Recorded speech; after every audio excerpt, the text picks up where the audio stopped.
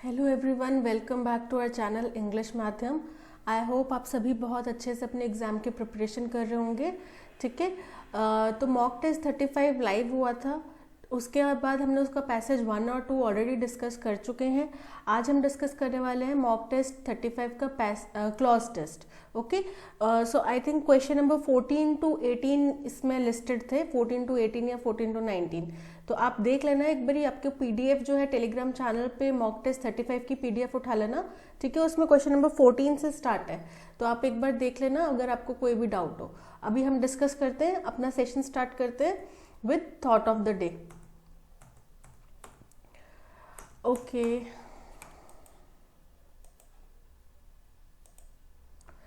we are what we repeatedly do. Excellence then is not an act but a habit. वो बोल रहे हैं कि हम वो हैं जो हम, जैसे मैंने आपको पहले भी बहुत बार बोला है कि अगर आप किसी भी चीज़ को, अपनी हैबिट को, अपने डिसिप्लिन में, मतलब कोई भी चीज़ को अगर आप डिसिप्लिन से करते हैं तो वो आपकी हैबिट बन जाता है ना। और अगर आप day in and day out कोई चीज़ रिपीटेडली कर रहे हैं तभी आप उस चीज़ में परफेक्ट हो जाएंगे। जैसे सपोज करो कि आप फोन देखते देखते देखते देखते आप 2 घंटे वेस्ट कर देते हो, तो वो धीरे धीरे करके आप क्योंकि रोज कर रहे हो, वो आपकी हैबिट बन चुका है। ठीक है, अब आप टाइम वेस्ट करने में परफेक्ट हो जाओगे, जैसे मैं हो चुकी हूँ, टाइम वेस्ट करने में परफेक्ट हो चुकी हूँ। ठीक है, तो क्या है कि वो मेरी हैबिट बन गया। ओके, अगर सपोज करो मैं हर दिन 2 घंटे पढ़ने के लिए डेडिकेट कर रही हूँ, 2 आवर्स, ठीक है, और मैं इस चीज को रिपीटेडली 2 घंटे 2 घंटे 2 घंटे रिपीटेडली कर रही हूँ, तो वो क्या बन गया, मेरी हैबिट बन गया। ठीक है, उससे क्या हुआ, वो अब अगर मैं अपनी पढ़ाई में कुछ भी प्रोग्रेस करूंगी तो वो मेरा हैबिट का पार्ट है, बिकॉज मैंने day in and day out 2-2 घंटे अपनी पढ़ाई को डेडिकेट किए हैं। ठीक है, तो आप जो भी करते हैं, जो भी आप रिपीटेडली करते हैं वही आप बन जाते हैं। ठीक है, अगर आप रोज किसी भी छोटी सी बात पे एंगर, गुस्सा दिखाएंगे तो आपका स्वभाव ही वैसा बन जाएगा, गुस्सैल। फिर लोग क्या बोलेंगे, खड़ूस है, अकड़ू है ना।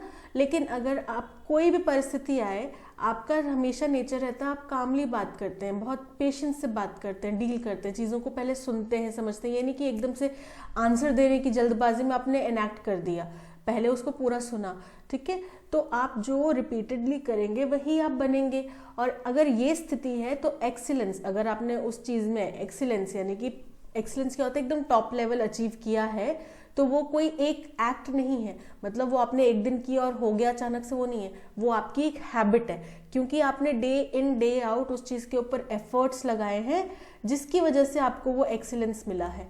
ठीक है, कहीं अचानक से होने वाली कोई चीज़ नहीं है। ठीक है, तो इसी को ध्यान में रखते हुए अपनी आदतें सुधारो, अपनी आदतों में नई और अच्छी चीज़ें लाओ।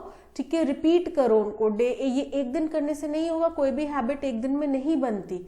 ठीक है, Rome was not built in a day. ठीक है, तो आपकी कोई भी हैबिट है वो एक दिन में नहीं बनेगी। आपको पढ़ने में मुश्किल आ रही है, मुझे पता चल रहा है, होता है ये। ठीक है, आप बोल रहे हैं क्लॉज टेस्ट डिफिकल्ट लग रहा है, एक दिन में नहीं होगा, आप इसको बार बार अटेम्प्ट करो और जितना हो सके अपनी वोकैबुलरी अच्छी करने की कोशिश करो। ठीक है, क्योंकि जो हम कर रहे हैं एडिटोरियल बेस्ड, इसमें सारा खेल वोकैबुलरी का ही है। ठीक है, वो पहले होता था कि हाँ 3-4 अलग अलग ऑप्शन दे देते, एक वर्ब दे दिया, एक एडजेक्टिव दे दिया, एक एडवर्ब दे दिया, और हमें फिट करना है कि यहाँ पे अच्छा एडवर्ब मिसिंग है तो एडवर्ब आएगा। अब क्या है, सारे ऑप्शन ही एडवर्ब होंगे, एडवर्ब मिसिंग है और एडवर्ब ही सारे ऑप्शन होंगे। ठीक है, तो आपको चूज क्या करना है, आपको चूज करना है, आपकी वोकैबुलरी अच्छी होगी तो आपको चूज करना है सही वर्ड जो वहाँ पे फिट होएगा। ठीक है, तो स्टार्ट करते हैं अपना session, mock test 35 cloze test. ठीक है, आपको पीडीएफ टेलीग्राम चैनल पे मिल जाएगी, मॉक टेस्ट 35 की पीडीएफ उठा लेना। ठीक है, ठीक है, तो अब स्टार्ट करते हैं अपना सेशन। क्वेश्चन पढ़ लेते हैं। In the following passage some words have been deleted, fill in the blanks with the help of alternatives given, select the most appropriate option for each number। ठीक है, समझ में आ गया कि कुछ वर्ड्स मिसिंग हैं, डिलीट किए गए हैं, तो आपको ब्लैंक्स को सबसे सुटेबल जो ऑप्शन है उससे भरना है, फिल करना है। ओके, देख लेते हैं अब अपना passage.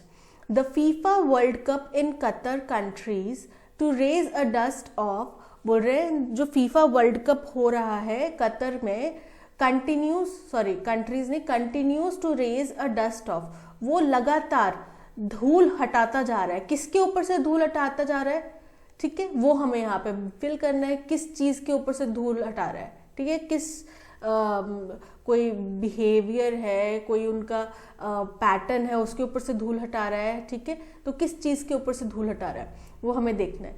The nerve racking dance of fancy teams B it in Triumph और डिफीट। बोल रहे नर्व रेकिंग मतलब रोंगटे खड़े कर देने वाला, एकदम उत्तेजित कर देने वाला। अब डांस तो नहीं कर रहे वो, उनका खेल, यहाँ पे डांस का मतलब है जो उनका खेल है, किनका, फैंसी टीम। फैंसी टीम कौन सी होती है, जो टॉप लेवल की टीम्स हैं, ठीक है, वर्ल्ड रैंकिंग होती है हर एक खेल में। अब जैसे इंडिया है वो एक फैंसी टीम है, किसमें, क्रिकेट में, ठीक है, साउथ अफ्रीका, ऑस्ट्रेलिया, इंग्लैंड, ये सब क्रिकेट में फैंसी टीम्स हैं। लेकिन अब अगर कोई नया कंट्री उठ के आ जाएगा, जैसे मान लो स्कॉटलैंड उठकर आ गया कि हम भी खेलेंगे, तो वो एक फैंसी टीम नहीं है, वो एक अंडरडॉग है, मतलब वो एक नई टीम है, उभरती हुई टीम है, ठीक है, वो अंडरडॉग है। ओके, तो फैंसी टीम्स कौन सी होगी, जो टॉप रैंकर्स टीम्स हैं, ठीक है। बी इट इन ट्रायम्फ और डिफीट, जो उनका रोंगटे खड़े कर देने वाला जो खेल है, चाहे वो जीते या हारे। And the soul uplifting flight of the underdog.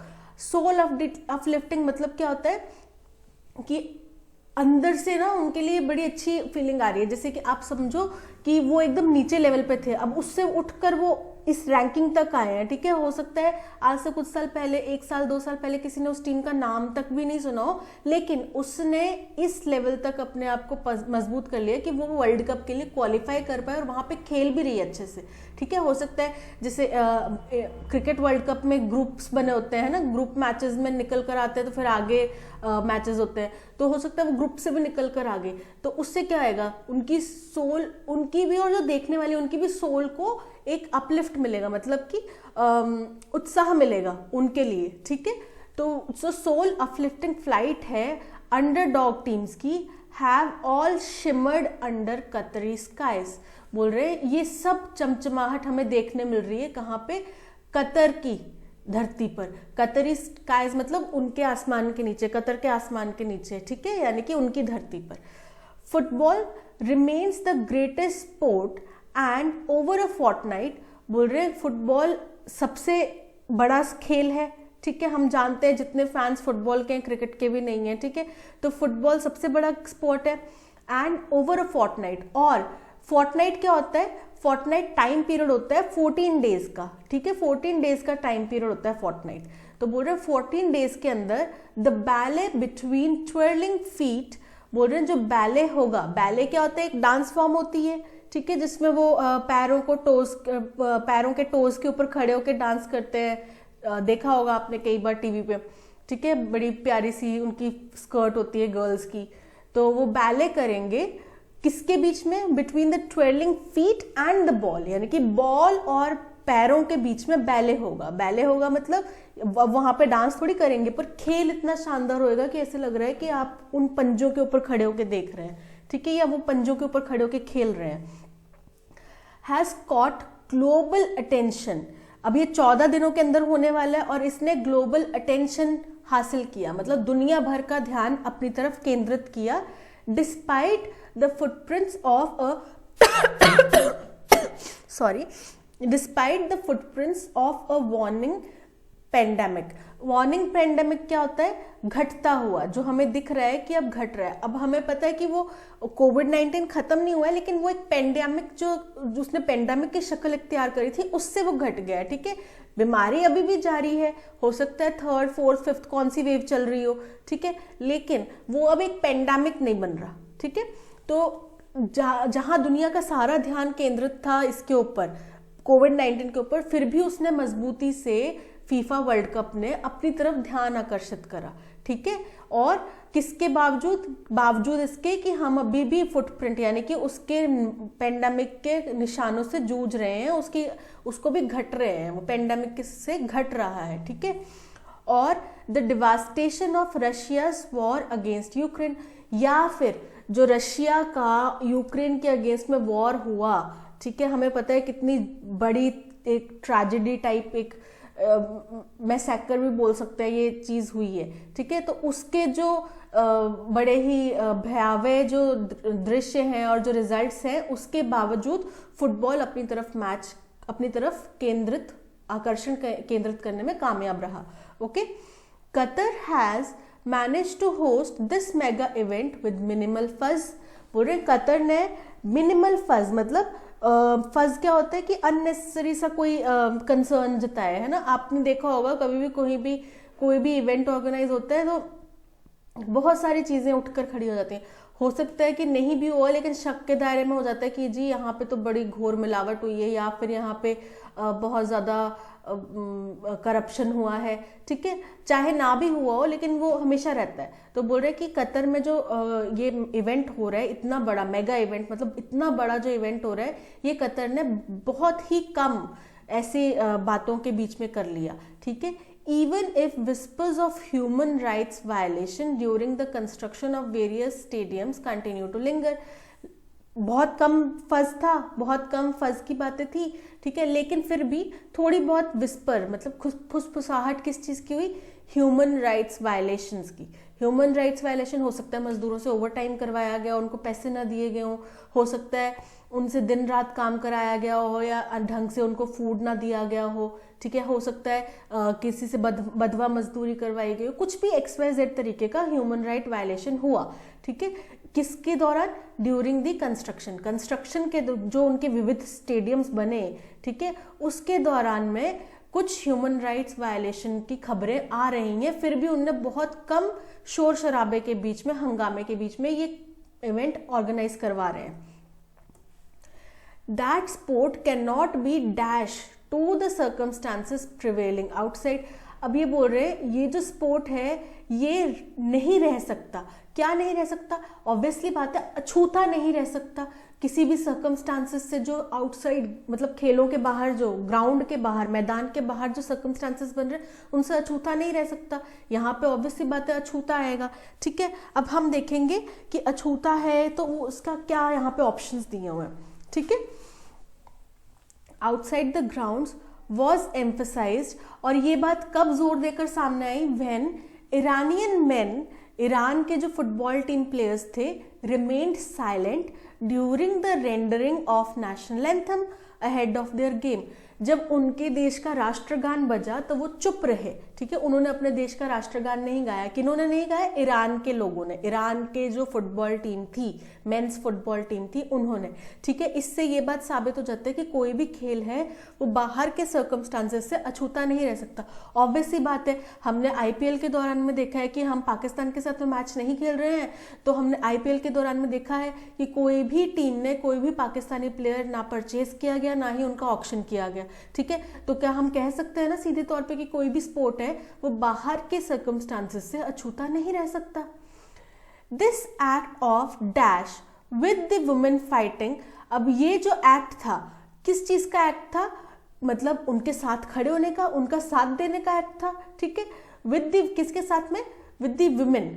कौन सी women? Fighting for equal rights back home. किनका कदम था? इरानियन मैन ने, जो साइलेंट रहे अपने नेशनल एंथम के दौरान, उनका जो ये कदम था, ये अपने देश की उन औरतों का साथ देने का, सहयोग देने का एक कदम था जो कि घर में, यानी कि ईरान में, ठीक है, अपने अधिकारों के लिए, इक्वल राइट्स के लिए लड़ रही हैं, ठीक है। और ये कब आता है? Comes at a time when many athletes are wary. अब वारी के साथ में हमें पता है, मैं बिना ऑप्शन देखे भी आपको बता देती हूँ कि वारी के साथ में ऑफ आता है। वारी ऑफ मतलब कि एक तरह से इसको बोलते हैं एतिहाद, मतलब वो एक तरह से अपने आप को बचा रहे हैं कि कोई भी पॉलिटिकल कदम ना उठाएं, ठीक है। तो ये ऐसे टाइम पे आया है, ऐसे टाइम पे ये ईरान के लोगों ने ये कदम उठाया है जब ज्यादातर जो एथलीट्स हैं वो लोग बचाव कर रहे हैं कोई भी पॉलिटिकल कदम उठाने से, ठीक है, यानी कि पॉलिटिकली लाइमलाइट में आने से बच रहे हैं। क्यों बच रहे होंगे? क्या रीजन होगा? यही रीजन होगा ऑब्वियसली कि कोई भी इतनी बड़ी जन आक्रोश को नहीं फेस करना चाहता है ना। तो जाहिर सी बात है कि कोई भी जन आक्रोश को नहीं फेस करना चाहता, इसलिए वो सॉरी, तो यहाँ पे ऑफ आएगा, ठीक है। फिर भी हम ऑप्शन देख लेंगे, बट आई एम, ये वारी ऑफ ही बोला जाता है, यही एक ये एक नाउन की तरह यूज होता है, ठीक है। तो यही यूज होएगा यहाँ पे वारी ऑफ। The world cup has come a long way from inaugural edition in 1930। जो ये फुटबॉल का वर्ल्ड कप है इसने बहुत लंबी दूरी, बहुत अपना मतलब लॉन्ग वे आना मतलब बहुत अपने आप में कुछ चीजें एडिशनल ऐड करी हैं अच्छे तौर पर, ठीक है।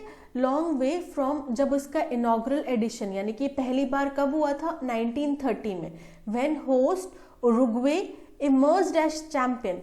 उस टाइम पे इसका होस्ट कौन था, मतलब कौन से देश में करवाया गया था वर्ल्ड कप, उरुग्वे में, ठीक है। और ये क्या था, चैंपियन रहा था यानी कि विनर रहा था आफ्टर डिफीटिंग अर्जेंटीना। किसको डिफीट किया था इन्होंने फाइनल्स में, अर्जेंटीना को। That Uruguay crashed out now. अब इस बारी की बात देखें, अगर जब ये वर्ल्ड कप चल रहा है तब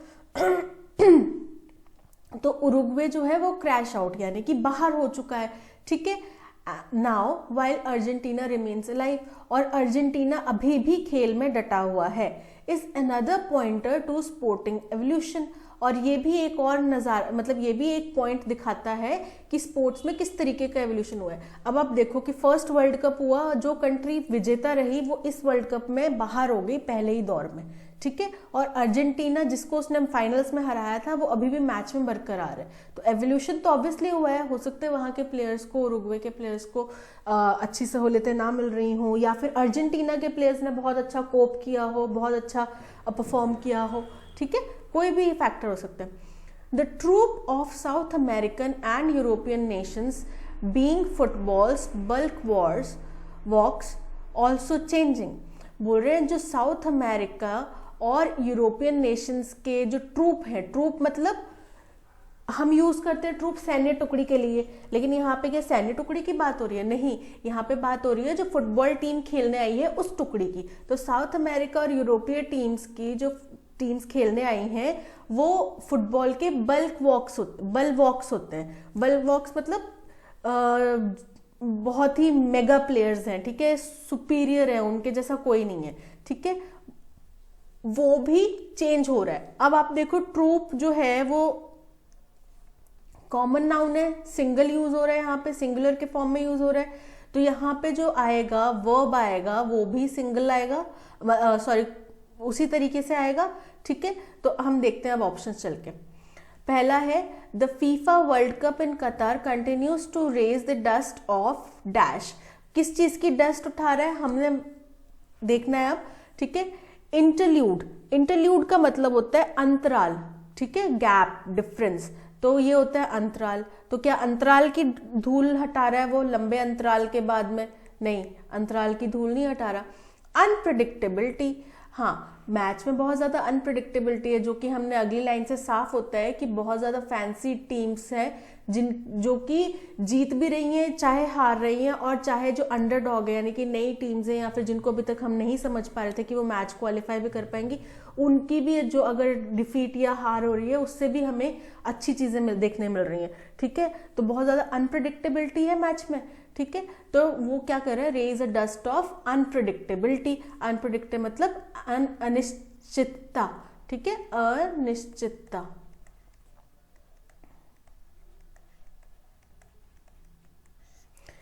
इंटरप्रिटेशन, इंटरप्रिटेशन मतलब सॉरी इंटरप्रिटेशन मतलब होता है किसी चीज की व्याख्या करना, ओके, किसी चीज की डेफिनेशन देना, तो ये होता है इंटरप्रिटेशन। और ब्रिलियंस मतलब आपको पता ही है एक्सीलेंस, ठीक है, किसी चीज में एकदम पारंगत होना, ठीक है, प्रतिभावान होना, तो वो होता है ब्रिलियंस। तो यहाँ पे डेफिनेटली अनप्रिडिक्टेबिलिटी आएगा, option B is correct answer. Qatar managed to host this mega event with minimal fuss, even if whispers of human rights violation during the construction of various stadiums continue to linger, ठीक है। That sport cannot be, अब मैंने बताया था अछूता, ठीक है, अछूता नहीं रह सकता इस पे, ठीक है, बाहर के सर्कमस्टांसेस से अछूता नहीं रह सकता। और ये बात कब साबित हुई, जब ईरानियन मैन अपने राष्ट्रगान के दौरान उन्होंने गाना नहीं गाया, ठीक है, वो चुप रहे। तो सोबरिंग, सोबरिंग मतलब होता है कि आप गंभीर हैं, ठीक है, बड़े ही, तो सोबर मतलब, सोबरिंग मतलब बड़ा ही गंभीर, ठीक है। अल्टीमेट मतलब होता है कि एकदम आप फाइनल, मुख्य, अल्टीमेट डिसीजन था ये, है ना, फाइनल डिसीजन था, तो ये होता है मुख्य। ऑब्लीवियस का मतलब होता है कि बेखबर, ठीक है। और इनक्रेडिबल का मतलब होता है बहुत ही ज्यादा अविश्वसनीय, विश्वसनीय, ठीक है। तो डेफिनेट सी बात है कि हमने बात की अछूता नहीं रह सकता, यानी कि अछूता नहीं रह सकता यानी कि बेखबर नहीं रह सकता बाहरी दुनिया से, है ना, बाहरी सर्कमस्टांसेस से। तो ऑब्वियस सी बात है, oblivious, option C is the correct answer. This act of dash with the women fighting. अब हमने बात करी कि किसके साथ में एकजुटता की बात कर रहे हैं, ठीक है, किसी के साथ में एकजुटता, किसके साथ में, जो वुमेन उनकी घर में अपने ईरान देश में अपने इक्वल राइट्स के लिए लड़ रही हैं, उनके साथ देने का, उनका सहयोग देने की बात की जा रही है यहाँ पे, ठीक है। तो सॉलिडारिटी मतलब एकजुटता, ठीक है। स्कोप मतलब किसी चीज का गुंजाइश कितनी है। डेफिसिट मतलब कमी, ठीक है, अभाव। और ब्लंडर मतलब भूल। तो क्या वो ब्लंडर के साथ में, द एक्ट ऑफ ब्लंडर, ये क्या वो ब्लंडर का एक्ट था? नहीं, दिस एक्ट ऑफ सॉलिडारिटी यानी कि एकजुटता, ऑप्शन ए, ठीक है, ये है ऑप्शन ए। और क्वेश्चन 3 का, क्वेश्चन 4 का है, मैंने आपको पहले ही बताया था, वेरी ऑफ होता है, ठीक है। वेरी ऑफ मतलब टू नहीं होगा, ऑन नहीं होगा, ऑफ होगा, वेरी ऑफ। वेरी ऑफ का मतलब होता है कि आप किसी चीज से बच रहे हैं, एहतियात रख रहे हैं, ठीक है, एहतियात बरत रहे हैं, ठीक है, एहतियात, ठीक है। तो वो क्या कर रहे हैं, कोई भी पॉलिटिकल, ज्यादातर एथलीट्स क्या है, कोई भी पॉलिटिकल कदम उठाने से, पॉलिटिकल कमेंट करने से बच रहे हैं। उस दौरान में ईरान की फुटबॉल टीम ने वहां पे अपने राष्ट्रगान नहीं गाया, ठीक है। The troop of South American and European nations being footballs bulwarks also changing. अब जो साउथ अमेरिकन और यूरोपियन नेशंस के जो ट्रूप्स थे, यानी कि फुटबॉल्स टीम थी, वो अभी तक फुटबॉल के भगवान, फुटबॉल के देवता, यानी कि फुटबॉल के टॉप मोस्ट प्लेयर्स माने जाते थे, वो भी अब बदल रहा है। तो वो वर ऑल्सो चेंजिंग यानी कि वो पहले से बदलता आ रहा है, नहीं। हैव ऑल्सो चेंज्ड होता, अगर अभी तक बदल चुका होता तो वो बदल चुका होता, अगर हैव आना होता तो हैव ऑल्सो चेंज्ड यानी कि बदल चुका है परफेक्टली, ठीक है। आर और इज में टाई होगा, लेकिन आर क्यों नहीं आएगा, क्योंकि ट्रूप जो है वो सिंगुलैरिटी को दिखा रहा है, एक कॉमन नाउन यूज हुआ है, ठीक है। तो इसलिए यहाँ पे इज यूज होएगा, इज, ठीक है, इज ऑल्सो चेंजिंग। तो ये था आज का क्लॉज टेस्ट। आपको इसकी पीडीएफ टेलीग्राम चैनल पे मिल जाएगी अगर आप फर्स्ट टाइम इस सेशन को देख रहे हैं। तो ऑलरेडी 34 मॉक टेस्ट लाइव हो चुके, 35 मॉक टेस्ट लाइव हो चुके हैं। अगर आपने इससे पहले के मॉक टेस्ट नहीं अटेम्प्ट करे हैं तो आपको लिस्ट सारी की सारी कल लाइव कर दी गई थी दोबारा से, आप वहां पे जाके अपने मॉक टेस्ट अटेम्प्ट कर सकते हैं, ठीक है। प्ले स्टोर से आप ऐप भी डाउनलोड कर सकते हैं ज़्यादा यूज़र फ्रेंडली एक्सपीरियंस के लिए। टेलीग्राम चैनल का लिंक और प्ले स्टोर से ऐप डाउनलोड करने का लिंक डिस्क्रिप्शन बॉक्स में आपको मिल जाएगा। आज के सेशन में इतना ही। Thank you so much. और प्लीज़ इस कंटेंट को अगर आपको पसंद आ रहा है तो अपने फ्रेंड्स और फैमिलीज के साथ में भी शेयर कीजिए, ओके। आज के थैंक यू सो मच। और अच्छे से पढ़ाई कीजिए, अच्छे से अपना फोकस बना के अपनी हैबिट्स को थोड़ा सुधारिए, ठीक है, अगर आपको लगता है कमी है तो। और दैट्स ऑल द बेस्ट।